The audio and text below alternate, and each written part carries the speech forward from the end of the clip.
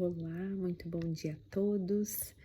Hoje estamos completando 188 dias em oração e a reflexão de hoje, dia 28 de setembro, é uma reflexão bem útil.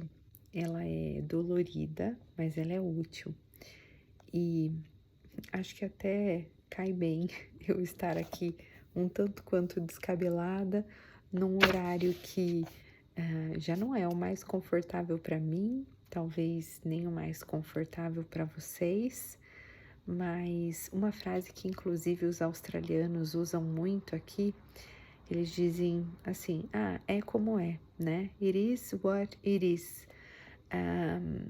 Porque às vezes a gente quer justificar muitas coisas e a gente precisa partir da realidade dos fatos, né? E às vezes a realidade dos fatos, ela não é aquilo que a gente queria ver, né? Ela não é aquilo que a gente gostaria que fosse.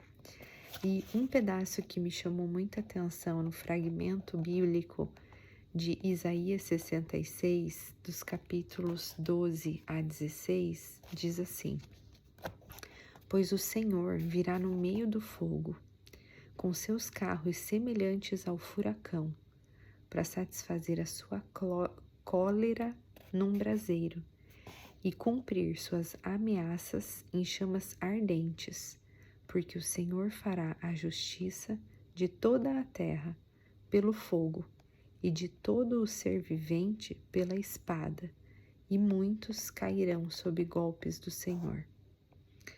E aí, a finalização que o padre Luiz Erlim coloca é assim: não deixe a palavra do Senhor, que a palavra do Senhor passe despercebida. Ela pode mudar a sua vida. E essa passagem me chama muita atenção, porque apesar de se tratar do amor de Deus e do cuidado dele conosco, ele usa palavras muito fortes, né? E diz assim: a gente vai conhecer ele pelo poder da espada, né? Pelo ardor do fogo, do tamanho, né, da tormenta de um furacão. E realmente, né, a nossa vida muitas vezes acontece nessas situações, né? Se a gente usar a metáfora aí, né, de vida, muitas vezes a gente vive um furacão, um fogo ardido, né? Situações muito difíceis que nos colocam em xeque, mas é importante a gente lidar com os fatos, né? E é diante dessas dificuldades que a gente vê o poder das mãos de Deus na nossa vida. Eu estava, inclusive, né, agora já cansada e querendo ir para a cama, e estava tendo uma conversa com a minha filha, onde a gente falava sobre verdades, como é importante a gente encarar as nossas verdades. Às vezes a gente se indigna, né, com coisas que acontecem ao nosso redor e a gente acaba cultivando aquele sentimento por algo, pelo outro, né, observando a dificuldade, a diferença do outro, e a gente não se coloca nesse lugar de enxergar a nossa verdade também, porque naturalmente a gente não faz nada 100% certo. E no meio dessa conversa com ela, eu estando cansada, eu também já falei assim: chega, né? A gente já conversou, já colocamos todos os pingos nos is, e me senti impaciente com a situação, né? De estar tratando dessas dificuldades, né? De um assunto chato, corriqueiro, enfim. E aí, no meio dessa minha sensação, eu fiquei pensando o como eu estava, né, buscando ali alguma certa resistência também e não deixar esse assunto passar, né? E não colocar aquela a toalhinha morna, né, em cima da situação e não deixar de resolver, porque muitas vezes diante de uma dificuldade o que a gente quer é tipo deixar aquilo acontecer, né?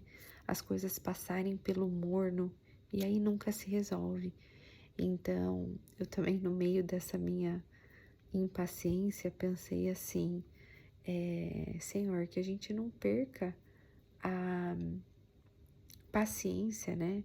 E a esperança, a compaixão, a empatia de lidar com os outros, porque os relacionamentos, qualquer um, seja da minha filha com as amigas dela, seja a minha com a minha filha, a minha com as outras filhas, com o marido, com pai e mãe, toda relação ela dá trabalho, a gente precisa cultivar, né? Muitas vezes a gente assume a postura de defender o nosso ideal, né? De dizer, não, eu tinha razão, eu tô certo. E a gente esquece que cultivar uma relação exige a gente lidar com as nossas próprias dificuldades e que isso é o mais importante. Então,